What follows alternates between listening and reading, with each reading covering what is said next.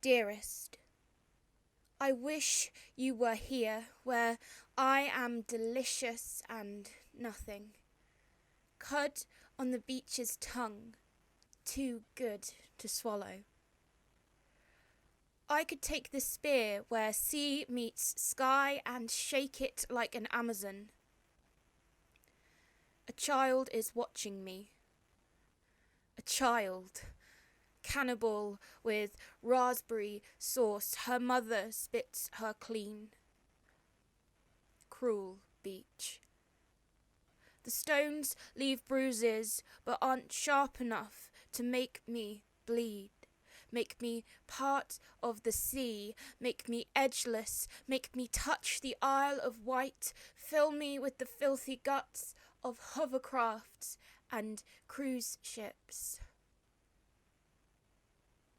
The sea rattles her numerous white keys. The sound of longing is an ice cream van's alarm. Crying myself sick because I wanted another flake. Crying myself sick because a snot of seaweed touched me like a man would. The arcade shakes its jackpot of teeth. The ferry coming in, perhaps from France, trails bridal tins and white flowers on strings, as always a little bit disappointed. Seagulls bicker over half a Fair Shack mini donut. Little Icaruses. Still warm. Little bit warm. Palm on the back of the neck. I don't know that I'm not Jesus. I might be. I might be a little bit Jesus. I plan to walk and walk and walk, and under my feet each smirk and curl and current will blush, menstruate, gut, sunset. The sun is dissolving like a pill on a tongue. I know this. I want a sugar cone full of red sauce and rainbow sprinkles and a knuckle of pink bubble gum at the bottom just for choking on, just for me. What will the headline say? Something autoerotic. Something holy. I can't feel my toes. I think the sea may have eaten them. These shells are my toes, these crushed beer cans. I will send them ahead, wrapped in newspaper and reeking of vinegar. I may need them. I may need them later for a project. I am in talks with the sea. I am in cahoots. Something big. Think coastal erosion. Think small metal hammers sold to tourists for toffee or fossil hunting. I hope the Ammonites reach you with their crazy eyes intact. Hold them until they are hot. Fist. Puck. Think of me in my silver glad rags dancing into the sea. Think of my glad rags fanning out about me like a virgin. The sea entering my body like a sword. I think I might be Jesus. I suffer like Jesus did. I really do wish you were here. Your most darling.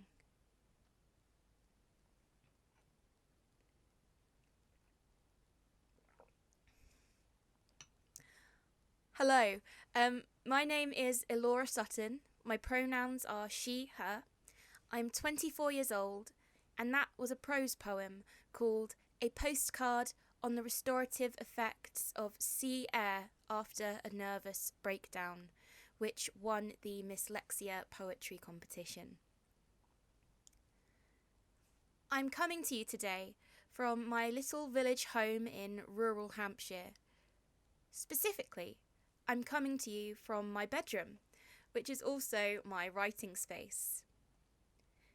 There is something special, I think, to me at least, about being able to read you my poems from the same seat, at the same desk where I was when I wrote them, and something that is only really possible at the moment.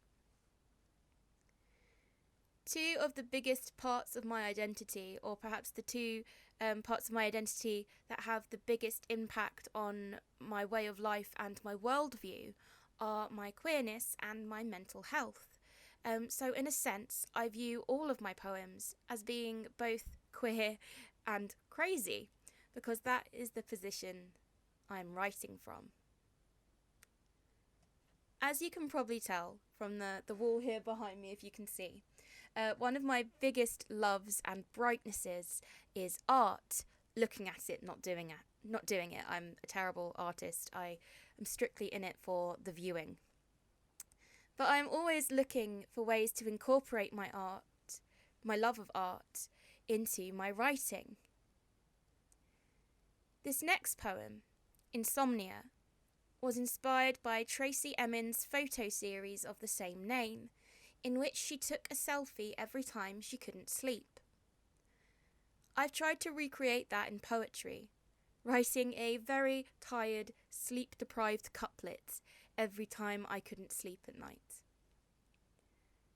So this is Insomnia, after Tracey Emin. 04:38. The rain is galloping. I think of Sylvia Plath and the Highwayman and Spirit, stallion of the Cimarron. 05:40. There are lorries so big their wheels are minor gods, sick to their silver bellies. 03:31. 24/7 news.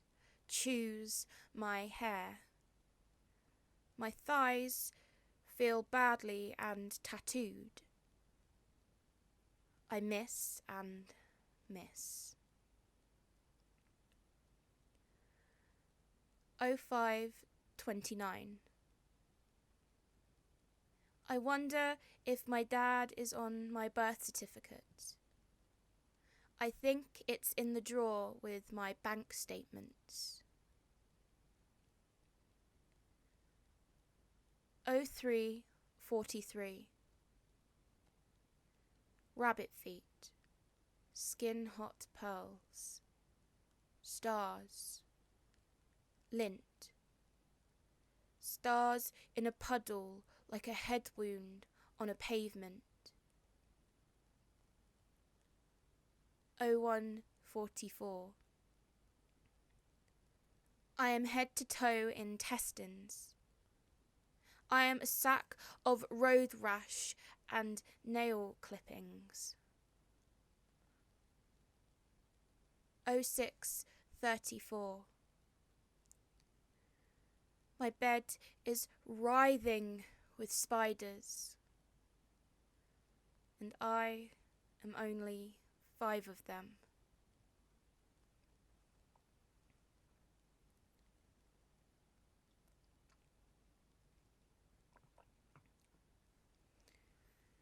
Seeing the moon in a puddle after midnight. Scabby halo, ripped tights. I am Mary of the dirt track, face haloed by her knee. I've never felt whole.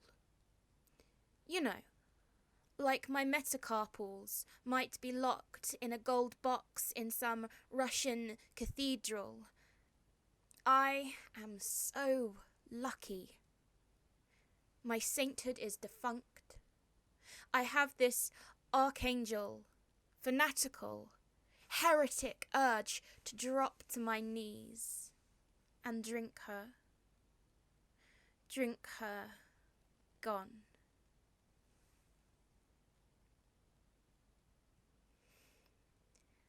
At the moment, I am working on a manuscript or a series of poems looking at mine and my family's history of mental ill health.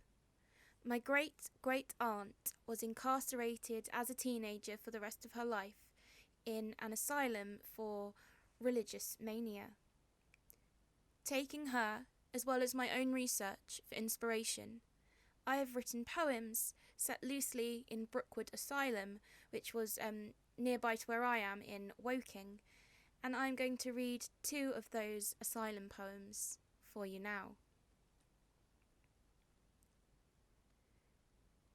Airing Court with blue hydrangeas. They are blue because the soil here is acidic. In my locked boots, I understand her. Her plurality of soft, feathered brains. Her fists of aura punching themselves blue. How she floats her globed heads up towards light. Growth as an escape act. I dream now in breakouts of hydrangea. My true form is a hydrangea, growing. See how wildly she eclipses the sun, the moon, my face. See her burning, blue, a Marian apparition. This next asylum poem starts with an epigraph taken from the Report of Commissioners of Board Control for Brookwood, dated 15th of July 1930. And it goes, "We notice in the ward set apart for the more difficult female patients, the occupants have learnt to enjoy the cut flowers put there for their pleasure and to avoid destroying them." Content warning, this poem makes allusions to self-injury.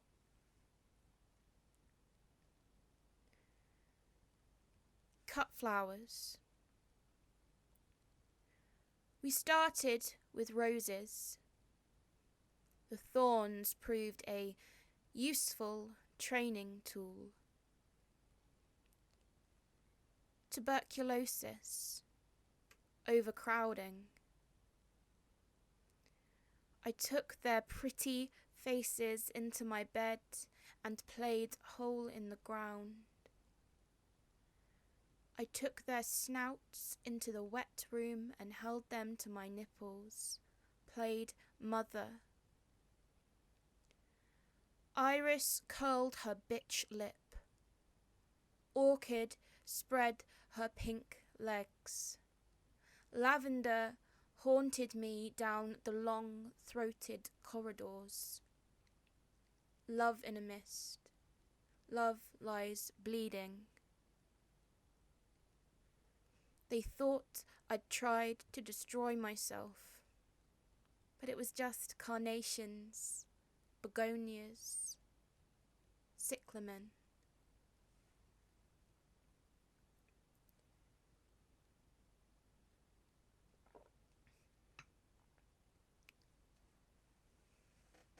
This beard of bees is hereditary, like big chins or cancer.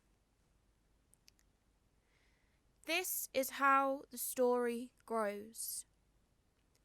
They cut out my ancestors' tongue. The blood congealed to honey in the sawdust. Taste buds crystallized. Wings. The severed limb started to buzz. The first queen, coronated.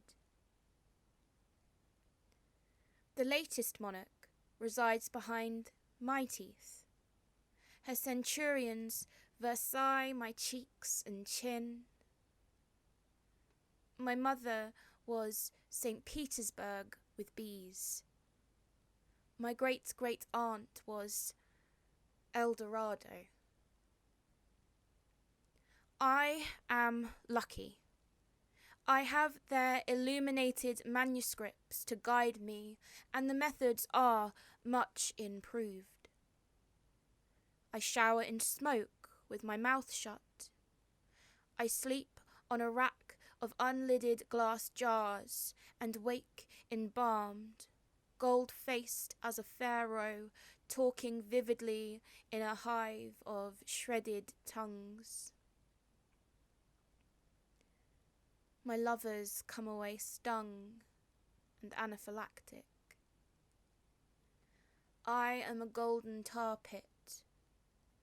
I could preserve a mammoth, whole and intact between my legs. I am an unhinged jaw of bees. On the days I do not eat, I float like the Hindenburg over the gulping trees towards the honeypot of the sun. I'm always going, always gone, always sticky and buzzing and gold. I am gold noise. Posthumously, I will be a blaring candle. When I die, please tell them to go. That it's okay. They did their job gorgeously. It was an honor. And we had fun, my sweet girls. Such fun. Didn't we?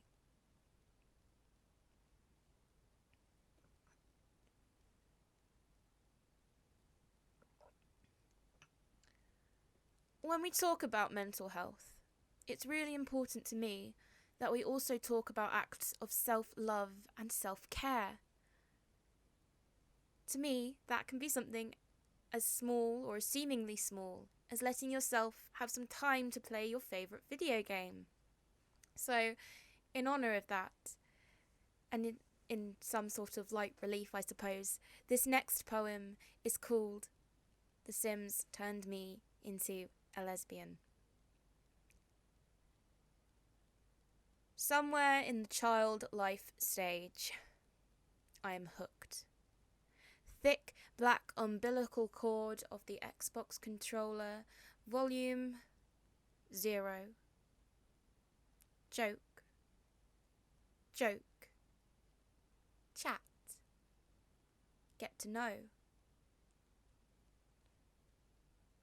Flirt.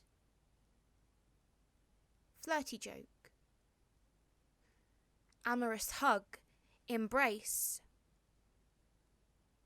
Like a late fruit, the impossible blooms. First kiss. A.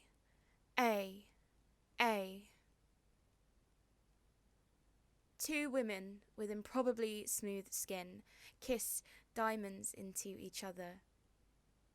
The bliss is such, it unlocks 100 lifetime rewards.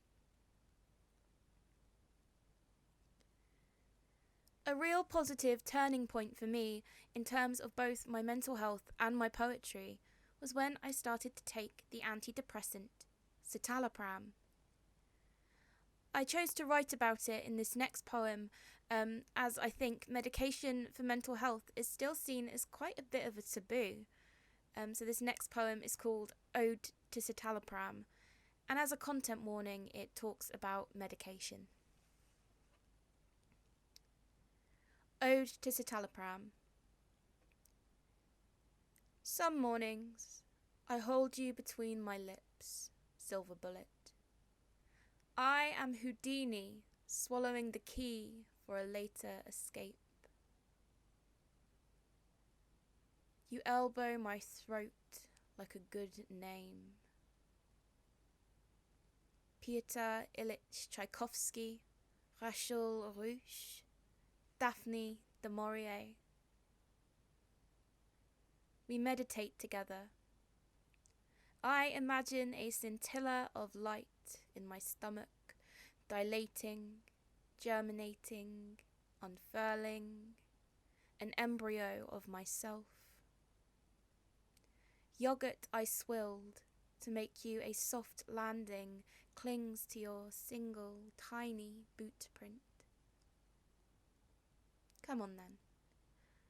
O love, white O, the O of my mouth.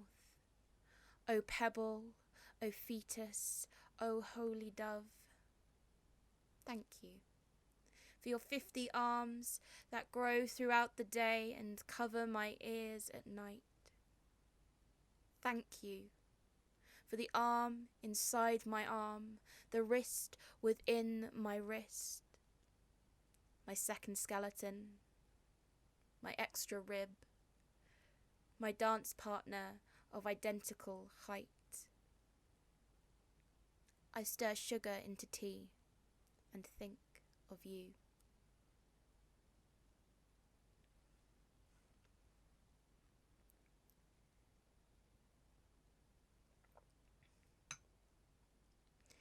One of my favourite places to be in the whole world is Southsea Beach, which is sort of 40 minutes up the road from me, near Portsmouth. Unfortunately, because of the pandemic and the lockdowns, I haven't been able to go for over a year, but hopefully soon. Southsea Beach is a very beautiful place with pebbles, a view of the Isle of Wight, which is gorgeous when the sun hits it just right and it's all golden. There are arcades and a really great frozen yogurt kiosk. It's a place that finds its way often into my poems. So I would like to end our time together in the same way we started, with a prose poem set at the seaside. Content warning: the end of this poem references dieting. Misery guts. I sob fish hooks. They snag my cheeks, so I am sobbing chunks of bait also. I cry myself bare. I cry myself flayed. I will love you with the heat of a carpet burn in a rundown Butlins chalet. I want to jellyfish off and fill my misery guts with bags for life. So when I breathe, I am 50 lungs and a well-acknowledged tragedy. Girl as barnacles on a beached rust bucket. I have never once slept. Girl as lobster pot. I have never once slept. I am Queen Raven.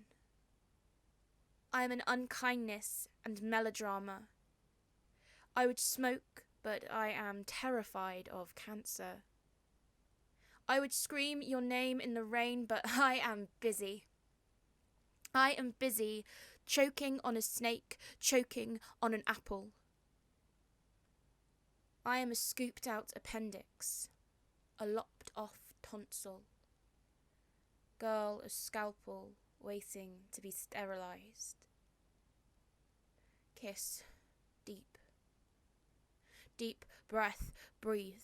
Breathe in sea air, but all you get is a rot-sweet snog of sewage.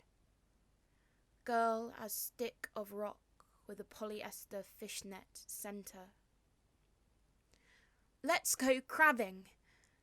Watch those sharp bastards jump off the quayside to escape our conglomerate shadow, and me, Christ, holding on to the children by their little shoulders.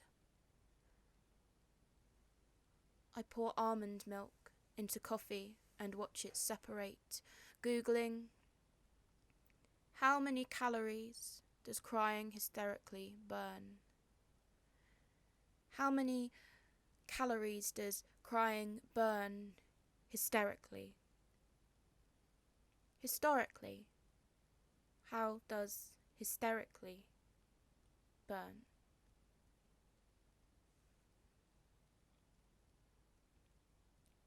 Thank you.